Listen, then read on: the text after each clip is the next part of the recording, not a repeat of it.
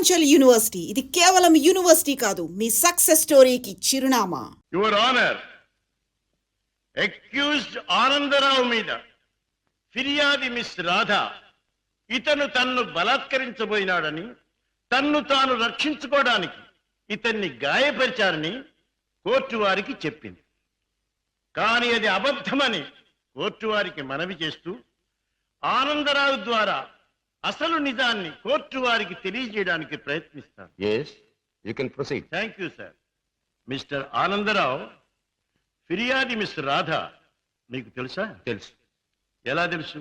ఆమె నా సెక్రటరీగా పనిచేస్తుంది. ఓహో, సెక్రటరీగా పనిచేస్తూ ఆమె తన అందచందాలతో అడుగడుగునా మిమ్మల్ని ఆకర్షింపజేయాలని ప్రయత్నించింది కదూ? అవును.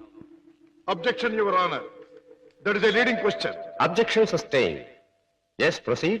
మిస్టర్ ఆనందరావు, 16వ తారీఖున ఏం జరిగిందో వివరంగా చెప్పండి. ఆ రోజు నా భార్య ఊళ్ళో లేదు.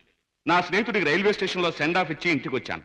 హాల్లోకి వచ్చి లైట్ స్విచ్ వేసిన నాకు రాత కనిపించింది. ఏమిటి ఇలా వచ్చావన్నాను. తన కోరిక తీర్చకపోతే, తాను చెప్పినట్టు వినకపోతే తనను నేను బలాత్కారం చేసినట్టు అరిచి అల్లరి చేస్తానంది. ఛీ, నీకు సిగ్గు లేదా, బయటికి నడువన్నాను. అంతే, తన చేతిలో ఉన్న కత్తితో నన్ను పొడిచి అరిచి అల్లరి పెట్టింది. That's all, your honour. Your Honor, let me examine the accused. Yes, proceed.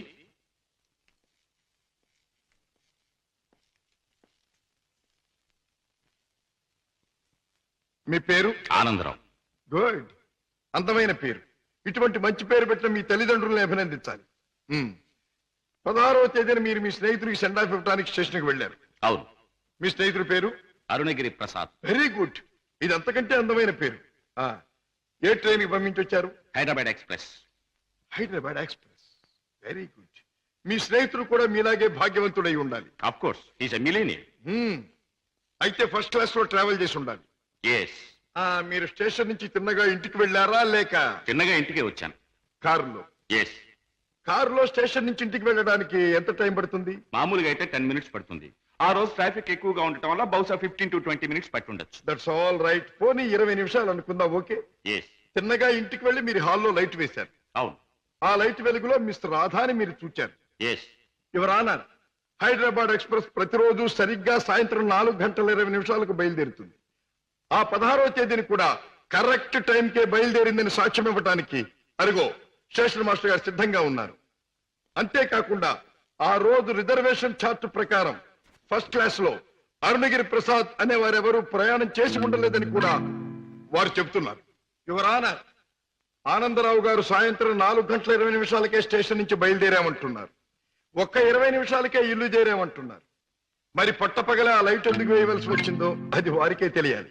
పైగా ఆ 16వ తేదీన వారు నివసిస్తున్నటువంటి గాంధీనగర్ ఏరియాలో ట్రాన్స్ఫార్మర్ రిపేర్ కోసం పవర్ షట్ డౌన్ చేయబడిందని, తిరిగి రాత్రి 8 గంటలకే పవర్ రెస్టోర్ చేయబడిందని సాక్ష్యం చెప్పడానికి electricity board, repairs and maintenance department వారు సిద్ధంగా ఉన్నారు.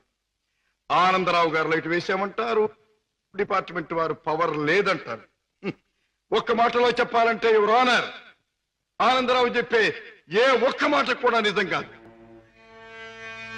అరిటాకు వెళ్లి ముళ్ళు మీద పడ్డా, ముళ్ళు వెళ్లి అరిటాకు మీద పడ్డా జరిగే నష్టం అరిటాకుకి.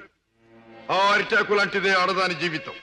ఎన్ని అవమానాలైనా భరిస్తుంది కానీ ధైర్యం చేసి కోర్టుకెక్కి అల్లరిపాలు కాదు.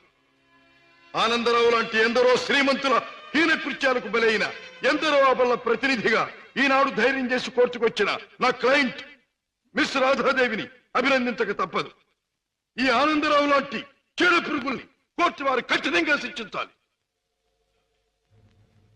ఆనందరావు మీద మిస్ రాధ తెచ్చిన అభియోగం అబద్ధమని నిరూపించడానికి ఆనందరావు చెప్పినదంతా కల్పనగా నిరూపించడమైనది. కనుక ఆనందరావుని నేరస్తుడిగా ఎంచి ఐపీసీ 354 సెక్షన్ క్రింద 3 నెలల జైలు శిక్ష, 2000 రూపాయల జరిమానా విధించడమైనది. సక్సెస్, మనకి గ్రాండ్ సక్సెస్. నిజంగానా? I'm very happy. అవునమ్మా, మన వాదనతో పీపీకి మతిపోయింది, జడ్జికి మాట పోయింది, అవతల పార్టీ ఓడిపోయింది. రామయ్య, అన్నయ్య తన మొదటి కేసులో గెలిచాడు. స్వీట్, చాలా సంతోషం బాబు. నా చేతుల్లో పసివాడిగా ఆడుకున్న నువ్వు ఇంత పెద్ద లాయర్ అవ్వడం నాకెంతో ఆనందంగా ఉంది బాబు. రామయ్య, ఈ కేసు గెలవటానికి ముఖ్య కారణం ఏంటో తెలుసా? కళకళ్ళాడే ఫేస్ తో మా పద్మ నేను కోర్టుకు వెళ్ళేటప్పుడు శకునం రావడం. అందుకే మా చెల్లికి ఒక అందమైన బహుమతి. అబ్బా చీర చాలా బాగుందన్నయ్య. అమ్మా, నువ్వు ఇలాగే శకునం వస్తూ నేను ఇలాగే కేసులు గెలుస్తూ ఉంటే ప్రతిసారి నీకు ఒకసారి. థ్యాంక్ యూ అన్నయ్య, థ్యాంక్ యూ. అన్నట్టు నీతో చెప్పడం మర్చిపోయాను. ఏమిటి? రేపు ఉదయం 10 గంటల నుంచి ఈ ఇల్లంతా చాలా సీరియస్ గా గంభీరంగా మారిపోబోతుంది. అయితే రేపు డాడీ వస్తున్నారన్నమాట. అవునన్నయ్య, లండన్ ట్రిప్ ముగించుకుని రేపు మార్నింగ్ ఫ్లైట్ కోసం ఫోన్ చేశారు. రేపు వస్తారు. మళ్ళీ 4 రోజుల్లో ఏదో వ్యాపారం పనులంటూ మరో దేశానికి పెడతారు. ఏమిటో ఈ వ్యాపారం పనులు, విమాన ప్రయాణాలు లేని డాడీకి ఏమీ తోచదు.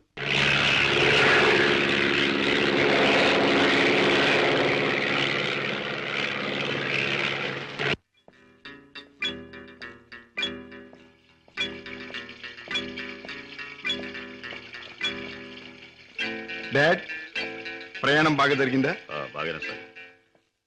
ఏం ప్రాక్టీస్ ప్రారంభించావా? ఎస్ డాడీ, 10 రోజులైంది. పెద్ద బజారులో ఫ్లాట్ తీసుకుని ఆఫీస్ ఓపెన్ చేశాను. నేను ఫస్ట్ టేకప్ చేసిన కేసు నిన్న కోర్టులో బ్రహ్మాండంగా వాదించి గెలిచాను. అందరూ ఆశ్చర్యపోయారు. ఈ శశిభూషణ్ రావు కొడుకు ఓడిపోతే ఆశ్చర్యపడాలి. గెలవడం గొప్ప విశేషం ఏం కాదు. రాజా, ఒక్క కేసు గెలవడం కాదు, నువ్వు వేసే ప్రతి అడుగులోనూ విజయం ధ్వనించాలి. నువ్వు వెళ్లే ప్రతి దారిలోనూ సక్సెస్ మారుమోగాలి. That is my wish and ambition. Daddy, breakfast వస్తారా? ఇప్పుడే కాదు, యూ క్యారీ ఆన్.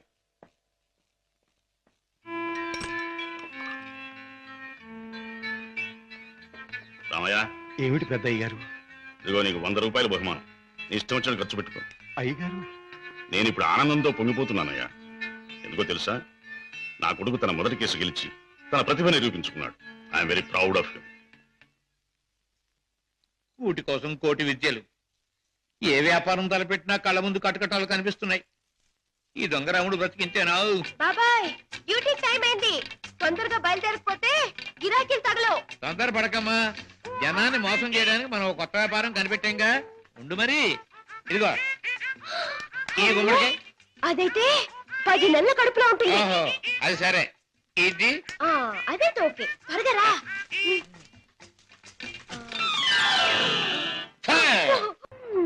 మంచి గిరాకీలాగుంది. అయ్యో, కారాపడు బాబు, కారాపడు బాబు. ఏమిటమ్మా, ఏం కావాలి? అబ్బా, నిండు నెలల మనిషిని బాబు. అబ్బా, హాస్పిటల్ నుంచి వస్తున్నాను.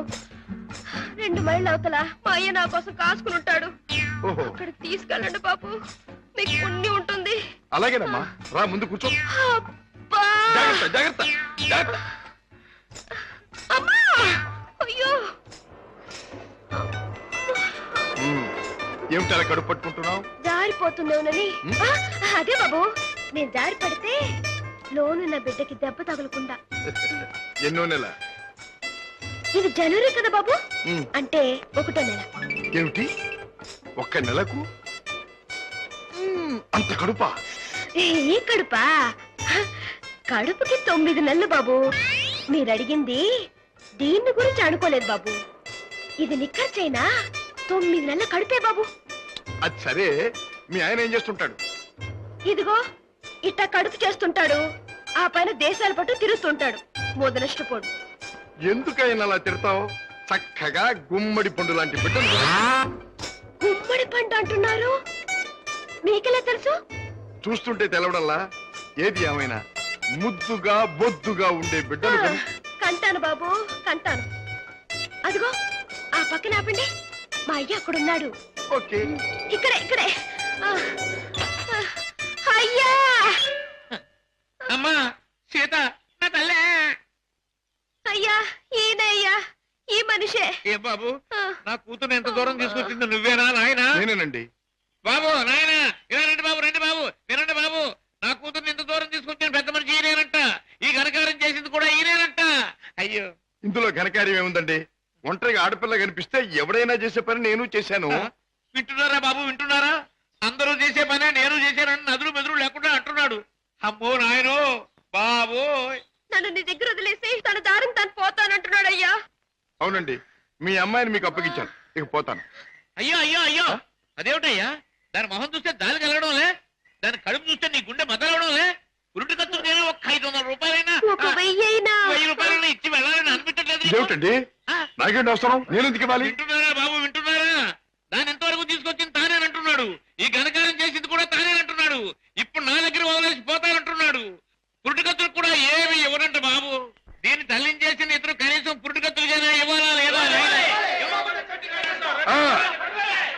అందరూ ఒక నిమిషం ఆగండి.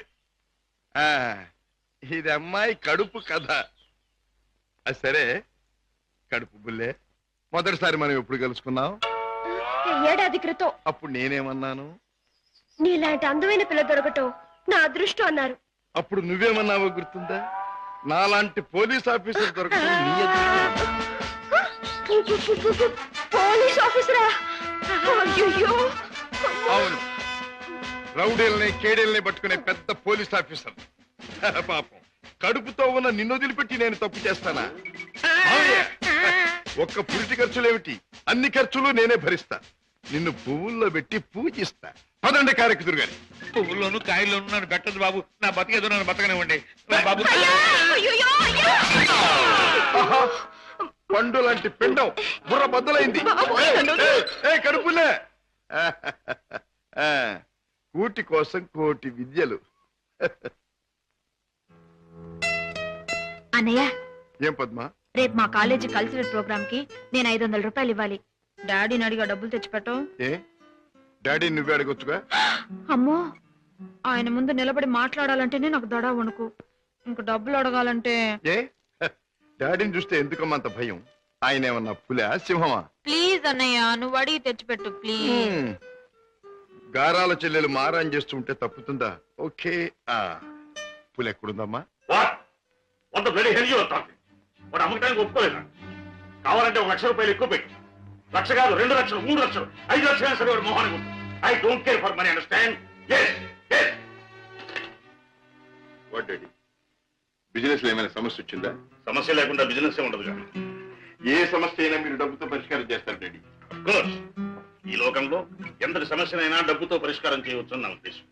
ఎంతటి వాడినైనా డబ్బుతో తల ఉంచుకునేట్టు చేయొచ్చు నా అభిప్రాయం. Exactly correct. ఈ సంగతి నేను చెల్లెమ్మతో కూడా చెప్పాను. ఏదో వాళ్ళ కాలేజీ ఫంక్షన్ కి తలకు 200 ఇస్తున్నారట. ముష్టి 200 ఏమిటమ్మా? డాడీ అడిగితే 500 ఇస్తారు. ఈ డబ్బుతో అందరూ నీ ముందు తలంచుతారు అని చెప్పారు. Your right. ఈ శశిభూషణ్ రావు పిల్లలు అందరికంటే ఎప్పుడు ఉన్నతమైన స్థానంలోనే ఉండాలి. ఈ చెక్ తీసుకెళ్లి పద్మకిచ్చి ఫిలప్ చేసుకోండి. Thank you daddy. ఏమి పద్మ, ఇవాళ కాలేజీ అయ్యాక మనందరం కలిసి పిక్చర్కి వెళ్దామే? అవునే పద్మ, కొత్త ఇంగ్లీష్ పిక్చర్ రిలీజ్ అయింది, వెళ్దామే. సారీ, ఇవాళ పిక్చర్ ప్రోగ్రామ్ కుదరదు. అర్థమైందే, నువ్వు వాళ్ళ పిక్చర్కి రానన్నావంటే నీ బాయ్ ఫ్రెండ్ కిషోర్ ది మ్యూజిక్ ప్రోగ్రామ్ ఉండుంటుంది. కిషోర్ ఒక బాయ్ ఫ్రెండే కాదు, అమ్మాయి గారి మనసు దోచుకున్నా. చాలే, మీ అధిక ప్రసంగం ఆపితే మిమ్మల్ని కూడా నా ఖర్చుతో ప్రోగ్రామ్. కిషోర్, నేను ఈ పాట విన్నప్పుడల్లా నన్ను నేను మర్చిపోయి కళల్లో తేలిపోతూ ఉంటాను. నేను నీ మాట వింటేనే చాలు, కళల్లోనూ క్లౌడ్స్ లోను తేలిపోతూ ఉంటాను. కానీ లక్షాధికారి కూతురుగా నువ్వెక్కడ, ఒక మామూలు పాటగా నేనెక్కడ? ఆ ఆలోచన రాగానే తేలిపోవడం మానేసి నేల మీద ఫట్టని పడిపోతుంటాను. కిషోర్, నీకెన్నిసార్లు చెప్పాను, మన ప్రేమకి ఆస్తులు అంతస్తులు అడ్డం. అయితే ఇంకా ఆలస్యం దేనికి? వెంటనే నీ మెళ్ళో ఆ 3 ముళ్ళు వేసేసి ఆ తర్వాత. ఆగండి అబ్బాయి గారు, దేనికైనా టైం రావాలి. అదేమిటి పైకి చూసి అన్నం పెడుతున్నాం?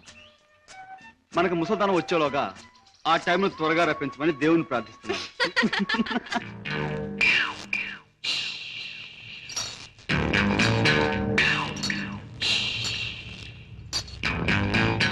ఆ సూపేటపే కొరమేలాగా కొరకొరసొత్తా ఈపు సాప్ అయిపోదు.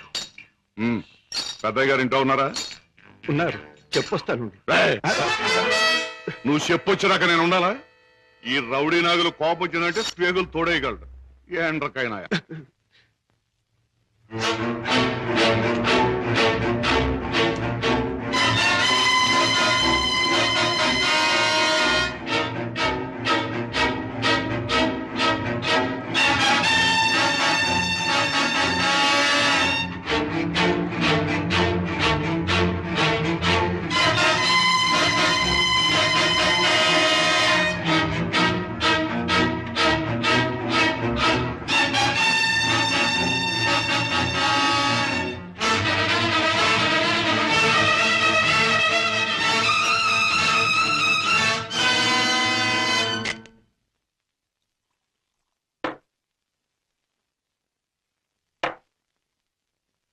ఏమిటో సీత, ఈ మధ్య ఈ దొంగరాముడి పరిస్థితి ఏమీ బాగుండట్లేదు. ఎవడు చూసినా పెద్ద లక్షాధికారులేగా సూటు బుట్టు వేసుకుని తిరగడమే తప్ప జేబులో దమ్మిడి ఉండడం లేదు. మనం కష్టపడి జేబులు తీర కత్తిరిస్తే అందులో అగ్గిపెట్లు, రేషన్ కార్డు, నిరోధులు, సిగరెట్ బీగులు దొరుకుతున్నాయి. ఏమిటో ఇలా అయితే ఈ దొంగరావుడు బ్రతుకు గంజినీళ్ళే రా సీత. ఎవరా నువ్వు? రాస్కెల్. బాబాయ్ అరే వాడి పర్సు నువ్వు కొట్టేసావా? ఇదిగో డబ్బు. ఓహోహోహోహో. నీ దొంగరావుడు మించిపోయిన దొంగ సీతే సీత నువ్వు. ఇటు పక్క ఒక జేబు దొంగ పరిగెట్టుకొచ్చాడు, చూసారా? చూడు నాయనా, పోలీసులకు ఎర్రటోపీ కాకి డ్రెస్ ఉన్నట్టు జేబు దొంగ కంటూ ప్రత్యేకంగా ఓ డ్రెస్ ఉండదు. ఆనవారు పడ్డాను. నాకు ఎదురు సమాధానం చెప్పొద్దు, నాకు ఏడుపు వచ్చేస్తుంది. ఆ పరిగెట్టుకొచ్చినాడు ఎటు వెళ్ళాడు? అటు పక్క పారిపోయాడు. ఇటు పక్క నాకు ఏడుపు వచ్చేస్తుంది. బాబాయ్.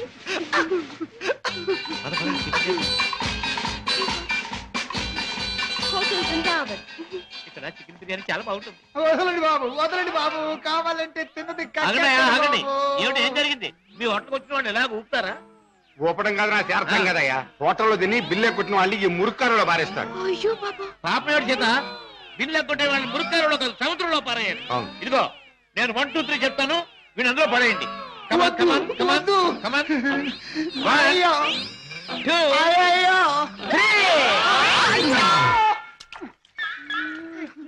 డబ్బు లేకుండా టిఫిన్ తింటాడు బాబు గారు. సొమ్ములేక బాగా జరిగింది. ఆకులు తిను, ఆకులు తిను. చెప్పచ్చు. చూడు బాబు, చెప్పండి సార్. 2 చికెన్ బిర్యానీ, 4 కట్లెట్స్, 1 అడగను ఖైమా బాల్. పోలీస్ బాబు, ఆ జేబు దొంగ దొరికాడా? ఇంకా లేదమ్మా, ఏడుపు వచ్చేస్తుంది. ఏడోటి ఎందుకు గాని, కూర్చోండి, టిఫిన్ తిందురు గాని. అలాగే కూర్చోవయ్యా, తిందువు గాని. రోజు 10 మందికి పెడితేనే కానీ మాకు తిండి సహించదు.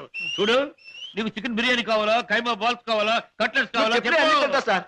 అన్నీ తింటా. నన్ను తింటావని అమ్మగారు బాగా పట్టరావా?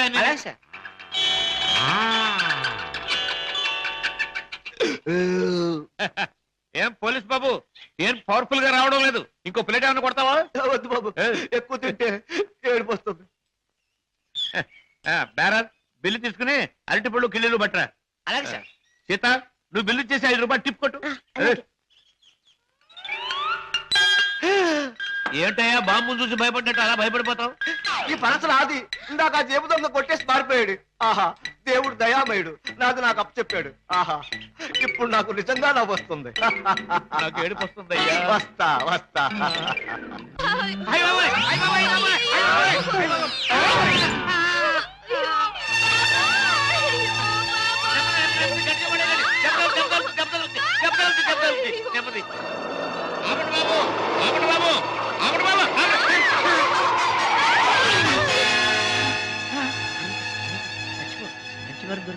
మంచివారం దొరికింది. అమ్మో నాయన, బాబాయ్, అబ్బాయ్, అబ్బో, అయ్యయ్యో. ఏం జరిగింది? ఏం జరిగిందా? నా ఒక్కగానొక్క కూతురుని నీ కారుకు బలి చేసుకుని ఇంకా ఏం జరిగిందని అడుగుతున్నావా నాయనా? నీ పుణ్యమా అంటూ వయసు వచ్చిన నా బంగారు తల్లిని నీ పొట్టని పెట్టుకున్నావా నాయనా? అయ్యయ్యో, అయ్యో అయ్యో. అబ్బా, నా వంక చూడమ్మా, నా వంక చూడమ్మా. అబ్బా, వెళ్ళిపోయింది బాబు. ఎక్కడికి వెళ్ళిపోయిందయ్యా? నీ ఎదురుగానే పడిందిగా. అయ్యయ్యో, ప్రాణాలు పోయాక పీరుకుంటే మాత్రం లాభం ఏంటి నాయనా? కర్మకాండ చేయడానికి కూడా డబ్బులు లేవు బాబు. గంధపు చెక్కలతో దానం చేద్దామని అనుకున్నాను బాబు. ఇప్పుడు మామూలు పుల్లలకు కూడా డబ్బు లేవు తల్లి. అయ్యా, అయ్యో పాపం. బాబాయ్, గంధపు చెక్కలు లేకపోయినా మామూలు పుల్లలతో కాల్చొచ్చుగా. చాలు బాబు, చాలు. ఆహా. గంధపు చెక్కలు నా సాగుకు చూసుకోవచ్చు, మామూలు కర్మకాండకైనా 300 కావాలి నాయనా. అంతే కదా బాబాయ్. డిక్కీలో డబ్బా ఉంది, పట్రా. డబ్బా? ఏం డబ్బా బాబు? డబ్బులు డబ్బా? చూస్తే నీకే తెలుస్తుందిగా, పట్రా. అయ్యయ్యో, అమ్మా, నీ మీద ఎన్ని ఆశలు పెట్టుకున్నా తల్లే. అయ్యయ్యో, అమ్మా. ఆహా, ఫుల్ మూన్ లాంటి ఫేస్, దొండ పండు లాంటి లిప్స్, కట్టుకున్న వాడికి ఎవడికు గుమ్మడి పండు లాంటి కొడుకుని ఇచ్చే ఈ శాల్తీ కాసేపట్లో కాలిపోవలసిందేనా? మాడి మసై బూడిదైపోవలసిందేనా? బాబు, బాబు, ఇందులో డబ్బులు ఉన్నట్టు లేదే. బాబాయ్, నీ దగ్గర ఎగ్గి పెట్టుంటే ఇలా ఇవ్వు. బాబు, బీడీ కాల్చుకుంటావా? అదే, ఏం లేదు. ఈ డబ్బాలో ఉన్న పెట్రోల్ ఆ పిల్ల మీద పోసి ఈ ఎగ్గి పుల్ల గీసి తగలేయాలి. అబ్బెబ్బెబ్బెబ్బే, అదేం లాభం లేదు. నువ్వు చచ్చిపోయిందనివి. నీకు కర్మకాండ చేయకుండా ఎలా వదిలిపెడతాను? సార్ మమ్మల్ని వదిలేండి సార్. చచ్చినా ఇక మీ కారు కింద పడి చావు సార్. అబ్బబ్బే అదేం లాభం లేదు. ఇలా కడుపని కాయని ఎంతమంది ప్రాణాలు తీస్తారో ఏమో. పోలీసులకు రిపోర్ట్ ఇస్తారు. బాబాయ్ బాబాయ్ సార్ బాబాయ్ వెళ్ళాడు కదండి, నన్ను కూడా వదిలేండి. మీ పేరు చెప్పుకుని మళ్ళీ వెధ పనులు చేస్తావు. అబ్బబ్బే అదేం లాభం లేదు. బాబాయ్ అయినా నిన్ను అత్తవారింటికి పంపిస్తేనే